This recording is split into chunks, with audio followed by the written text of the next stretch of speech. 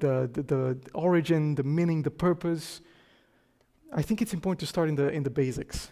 And I'm really glad that you're joining us for this journey. Does God exist is the name of our first topic. I'm going to try and go about 25 minutes, and then afterwards we're going to have a 15-minute group discussion. We'll try and divide into 2 or 3 groups. You have the pages, the Bible verses that I'll mention, and the numbers of the pages in the handout that you received, and you also have the questions that we'll be looking at for the discussion time. We won't go through all the questions. The groups will have the autonomy to choose which questions they want to talk about and how long they want to talk about each question. But there's a few of them that are available for the groups to do so. Does God exist? Yes. Oh, I have some not a lot of doubt in this group. Does God exist?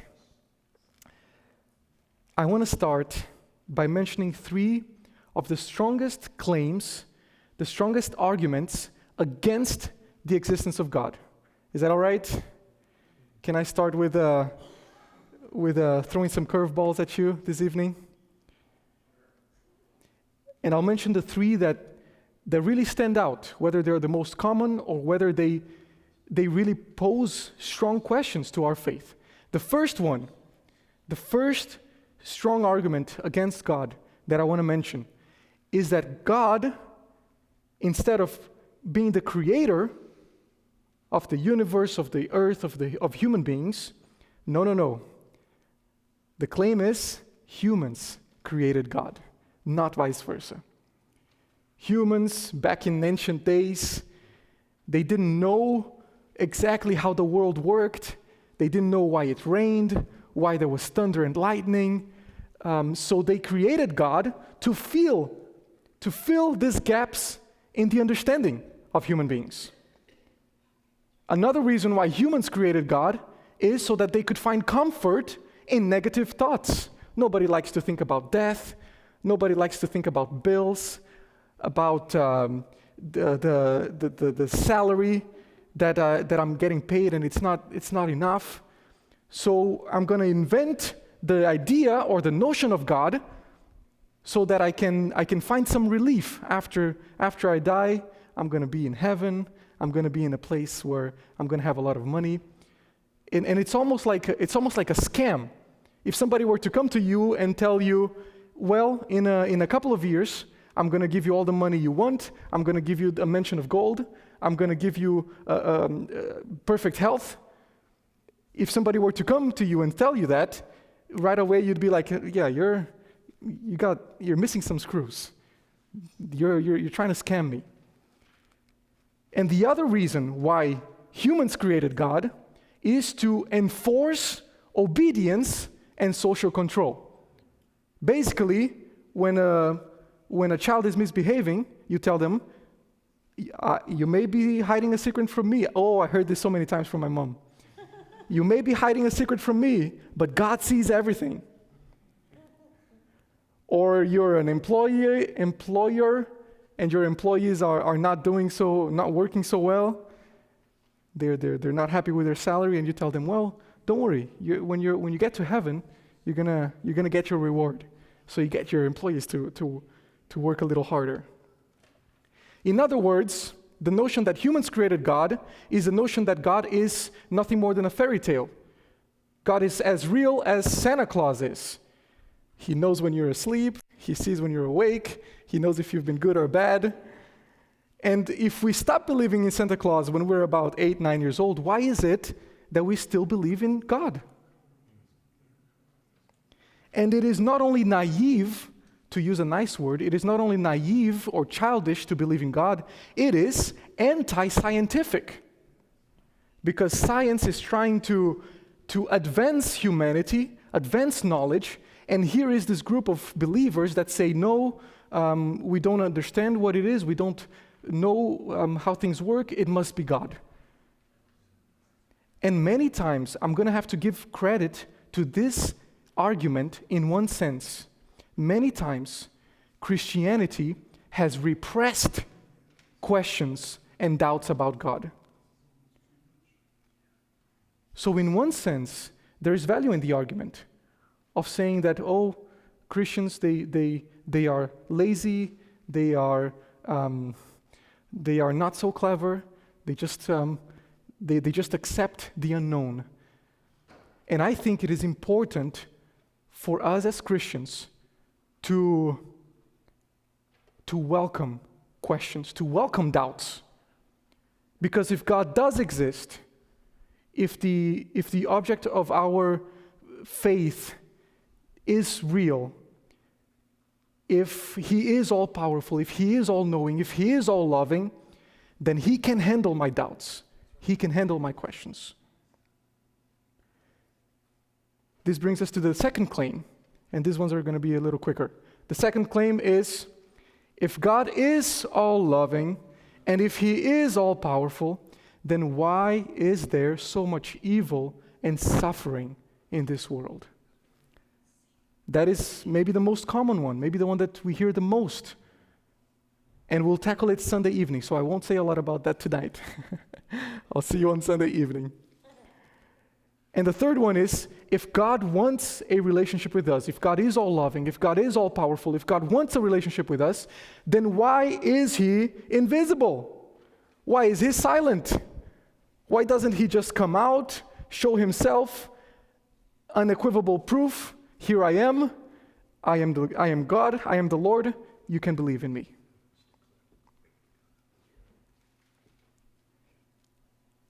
And this one got to me.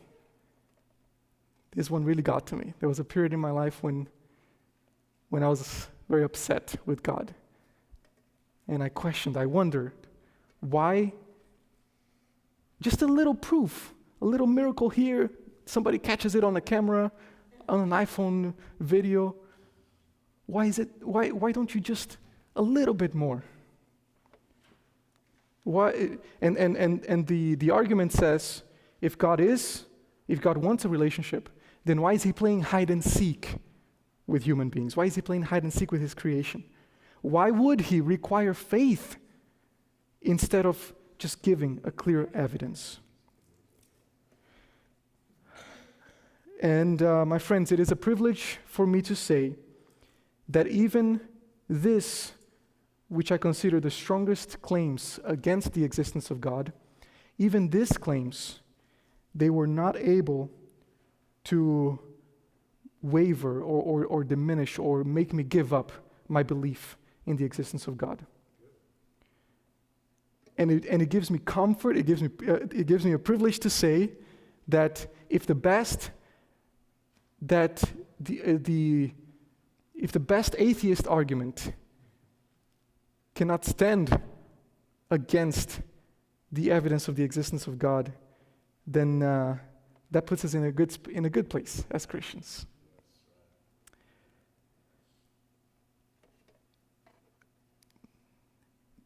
So we need to also understand, as we go on, as we talk about the existence of God, there are different starters for the arguments. There are different ways to base your argument. There's the scientific way to base the argument for or against God. There's the philosophical way to base the argument for or against God. And there's a biblical way as well. I want to quickly mention science. I want to mention two specific, interesting scientific arguments that most scientists agree on, whether they are atheists, whether they are theists, whether they are deists. Whichever side of the spectrum the scientist is, most of them will agree on these two arguments. The first one is that the more science advances, the more that we learn about the world that we live in, the more we understand that we don't know about the world that we live in. The more we learn, the more questions science answers, the more questions science finds. And Neil deGrasse Tyson, his famous astrophysicist, especially on social media, he says we can actually quantify our ignorance. We can actually put into clear numbers just how little we understand about the world. He says dark matter and dark energy, they consist about 96% of the observable universe. The universe that we can, as human beings, observe, 96% of it is either dark matter or dark energy, things that science cannot explain. So that means that scientifically, human beings only know 4% of the world that we live in, the universe that we live in. We only know 4%. The other scientific argument that most scientists agree on is the universe had a beginning. The universe has a rate of expansion. It is the rate at which the universe enlarges, and that rate is a constant. So scientists deduce that if you go back far enough, that expansion, undoing itself, that had a beginning. There was a time where the universe did not exist.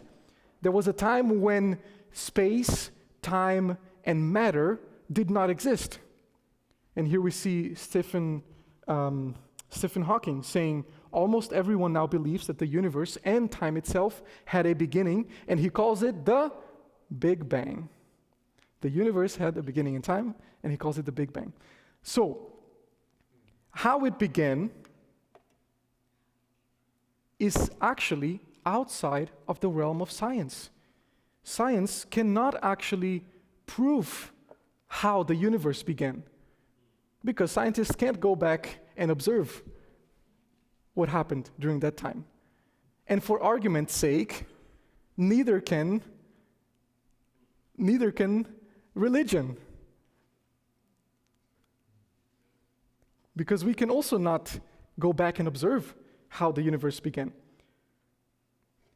And then there are some scientists that say, well, if you give science just a little more time, we will get there.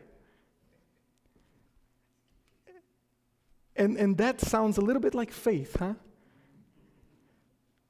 And that brings us to a book. I love this book. It's a book written by Norman Geisler and Frank Turek. And it's a book that is called I Don't Have Enough Faith to Be an Atheist. The book is entitled I Don't Have Enough Faith to Be an Atheist. Because if the world had a beginning, if the universe had a beginning, that means that one of two things. Either, and this we're getting outside of the realm of science, and we're going into the realm of philosophy. Because science cannot prove nor disprove the existence of God. Scientifically, religion cannot do it either. So just plain and simple, scientifically, we cannot prove or disprove the existence of God. So we're getting into the realm of philosophy. If the universe had a beginning, that means one of two things. Either nothing created something out of nothing, which is the atheistic view of the Big Bang, or something or someone created something out of nothing. And then the question that the book poses is, which view takes more faith to agree with?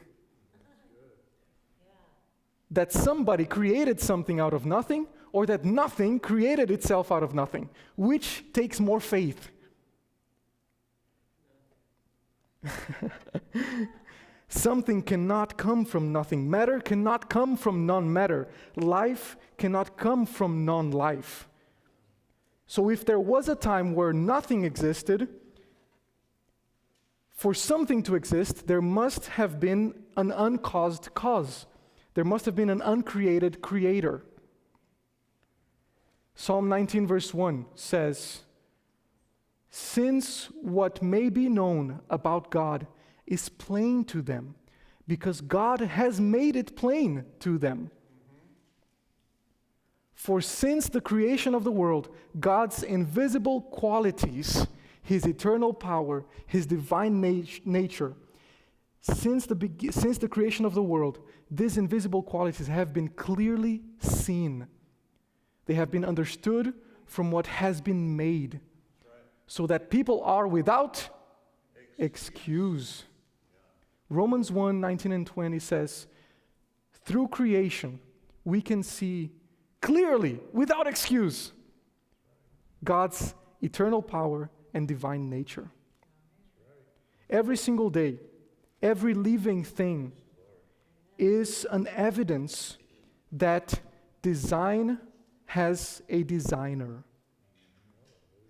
When we look at the complexity of our DNA, if you look at an acorn, the acorn, if you plant it, if you cultivate it, it will turn into an acorn tree. Will it turn into an apple tree? Will it turn into a seahorse? The acorn will turn into an acorn tree. An oak tree? A human baby, when it is conceived, will turn into a full-grown adult. There is DNA, 3.2 billion letters of DNA coding. Bill Gates describes DNA as the most complex computer program ever created, the most complex software ever created. And program, design, points to a designer. Program points to a programmer.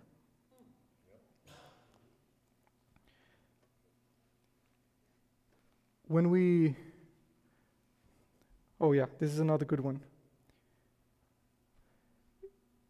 Another argument from philosophy is the fine-tuning argument. Philosophy says that, theistic philosophy will say that the universe is highly fine-tuned to allow life on earth. Sorry, not theistic philosophy. This is a scientific fact.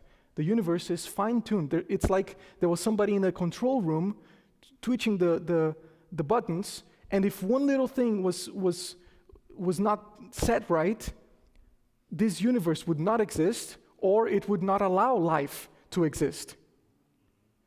And the mathematical equation for it is 1 in 10 to the power of 40. 1 in 10 to the power of 40 is the chance, the odds that life in this universe could exist. That is the equivalent of rolling a dice 52 times and getting 6 every time.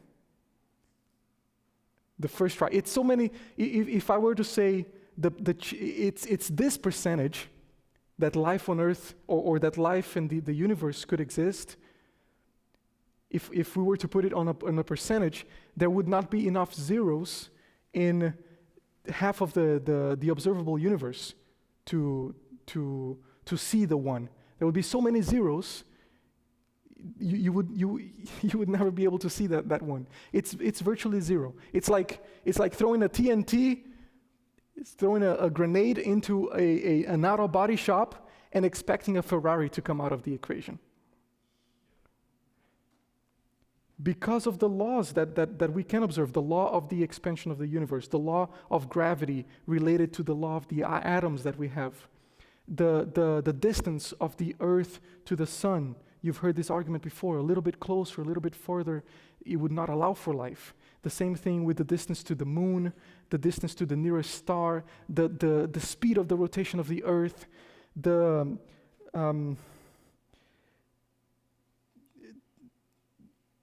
amount of oxygen in the atmosphere. There's so many little details that are so fine-tuned. And then scientists, they will say, you know what? If the chance is 1 in 10 to the power of 40, then maybe that must mean that there is a multiverse. There are other universes that did not allow for life, or there are other universes that did not exist. So there might be, because we were the 1 in 10 to the power of 40, there must be other universes. And you know what that sounds like? Faith.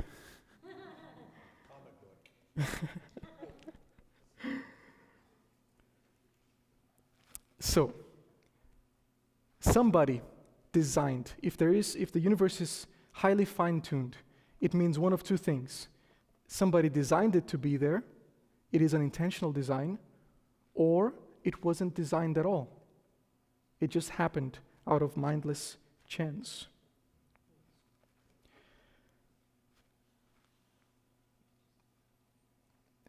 When we look at the Bible, we see a story.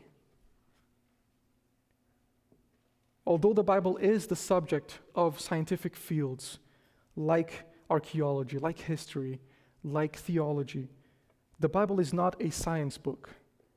The Bible is the self-revelation of God to us. And when we look at the Bible, we see a God whose nature is love. His nature is love. And for the love to be real, it requires a choice. When Adam and Eve chose to believe Satan instead of God, sin entered the world and it caused a separation from God. And since then, this earth has been a spectacle of this cosmic conflict between God and Satan. And because God does not force love, He respects the actions of free agencies, of humans and fallen angels. And only when Christ returns will the imperfection of this world be done away with. Until then, God respects our free will because He doesn't force love. Matthew 13, verses 27 and 28. The owner's servants came to him and said, "Sir, didn't you sow good seed in your field? Where then did the weeds come from?" And Jesus, in his parable, he says, "An enemy did this." He replied. The servants asked him, "Do you want us to go and pull them up?" An enemy did this. And when I was struggling with the question of why is it that God doesn't just show Himself, it would have been so much easier. Clear evidence, unequivocal proof. Why is it that God doesn't just show Himself? And this verse was a direct scolding from God to me. In the most loving way. Look at what Isaiah 5 says. "I will sing for the one I love, a song about his vineyard. My loved one had a vineyard on a fertile hillside. He dug it up and cleared it of stones and planted it with the choicest vines. He built a watchtower in it and cut out a winepress as well. Then he looked for a crop of good grapes, but it only yielded bad fruit. Now you dwellers in Jerusalem and people of Judah, judge between me and my vineyard. What more could have been done for my vineyard than I have done for it? When I looked for good grapes, why did it yield only bad ones?" If you catch here the analogy of the verse, the earth is being compared to a vineyard. God, when He made it back in the Garden of Eden, He made it perfect. He made it good. He made it beautiful. And when sin came and yielded only bad grapes, God begs the question, judge between me and my vineyard. What more could I have done? Are you asking for more proof, for more evidence than I already have given you?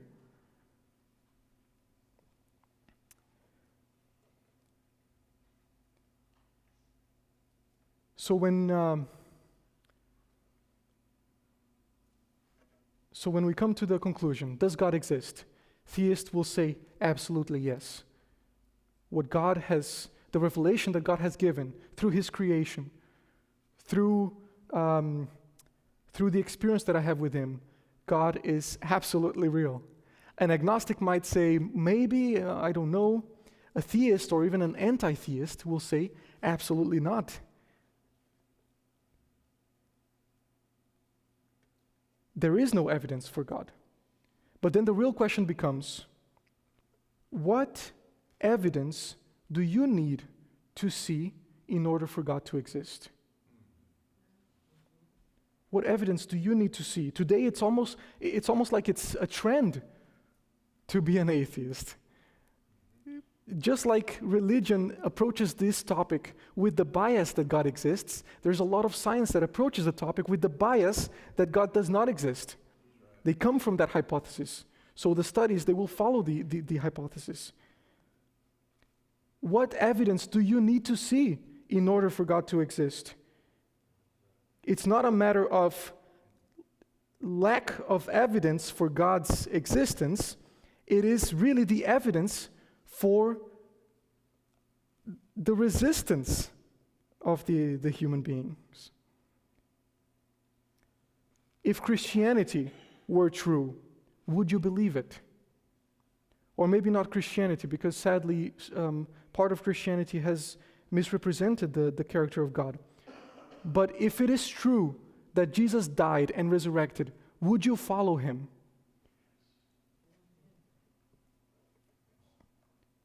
1 Corinthians 15, Paul says, if Christ has not been raised, our preaching is useless, and so is your faith. But Christ has indeed been raised from the dead, the first fruit of those who have fallen asleep. The anti-theist is coming from a bias of, I do not want God to exist unless God shows himself to me, unless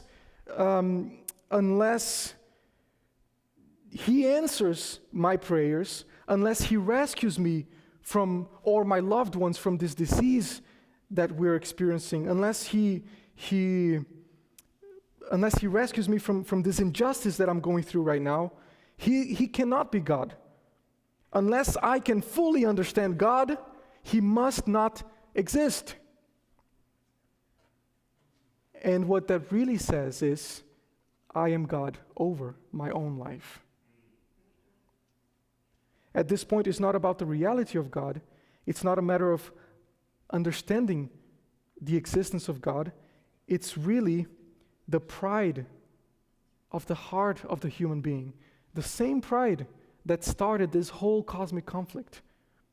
Back in heaven, when Satan said, I'm going to rise to above the throne of Christ, above the throne of God. I'm going to be God.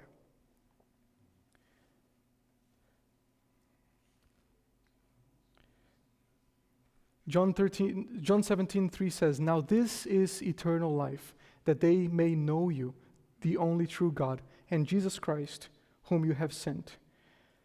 My friends, as we see, science can neither prove nor disprove the existence of God. Philosophy may give some good arguments here and there, but you won't find a true loving relationship with God by reading science books. You won't find a true loving relationship with God by watching social media or seeing debates on the comments about it. The element of faith comes in when we have the humility to understand that He is God. There is faith in the equation. He is God. I cannot fully understand Him. But my faith can go hand in hand with my reason, in the sense that I can come to know Him. I can come to know who God is. I can come to know about His existence, about His character of love, because He reveals Himself to me. He reveals Himself in the beauty and the magnitude of His creation. He reveals Himself through the Bible, through His self-revelation in the Bible. The biggest evidence for the existence of God happens on a personal level. Jeremiah 29:13 says, "You will seek me and find me when you seek me with all your heart." The biggest evidence for the reality, for the existence of God is a transformed life. When I come to know Him, when I come to love Him, when I come to trust Him fully with my life, I can understand Him through His self-revelation to me. And there's a lot of Christians that they will say, yes, I believe that God exists. But there's still that aspect that I'm holding back in my life. I don't know if I can trust Jesus fully with this aspect of my life. I don't know if I can surrender, if I need to keep hold of this aspect. And there are many that maybe are on the fence, does God really exist? I'm not sure. Jeremiah 29:13 says, "Seek me, and you will find me, when you seek for me with all your heart." And this is the appeal that I'd love to leave with you today. Seek God with all your heart. Whether you are someone that believes in God already, seek Him with all your heart. Whether you are someone that is not sure, maybe He is, maybe He's not, seek for Him, and He will reveal Himself. I want to close with a quick story of a friend of mine called Catherine. Catherine, she was a fellow theology student, and she was very open about the fact that even though she was studying to become a pastor, she did not believe in God. She did not believe in the existence of God. And we would ask her, "Why, Catherine? Why are you studying theology then?" "Well, because I want to know more. I want to see if He really does exist." And she would say, "I have tried everything. I've been studying for so many years. I have tried everything. I have tried prayer. I have tried this and I have tried that, but I just cannot believe that God exists." And one day she got asked a simple question. Did you try reading the Bible? Did you try reading it from cover to cover? Did you try spending time daily with it? And she said, "Well, not yet, not really."